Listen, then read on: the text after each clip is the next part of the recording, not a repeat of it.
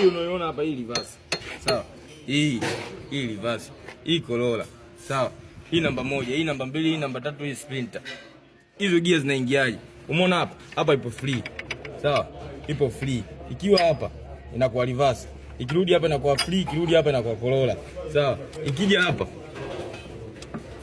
Ngoja tuweke free kwanza huku. Ukija hapa inakuwa namba 1. Sawa? Ndio. Ukirudi hapa inakuwa free. Sawa? Ukija hapa inakuwa namba 2. Sawa? Ukirudi hapa free. Ukija hapa inakuwa namba 3. Ukirudi hapo free. Sawa? Alafu hii sasa ndo nini? Hii ndo Sprinter yenyewe. Sprinter hii inakuwa inafanya kazi kwenye gia zote. Umeelewa? Yaani ukiweka namba 1 Sprinter itafanya kazi kwa hii gia 12. Sawa? Ukiweka hapo ipo kwenye Sprinter. Sawa? Ukirudisha hapo ipo low. Yaani ipo neutral. Sprinter inakuwa haijawekwa Sprinter. Ndio. Ukiweka hapo unakuwa namna gani? Namna gani? Umeelewa hapo? Nakubali. Ukirudi hapo inakuwa namna gani? Hapo somo silimeisha hapo. Modi mnyama. Bila kuelewa ataelewa. Moja hapo unaanzaje Sprinter?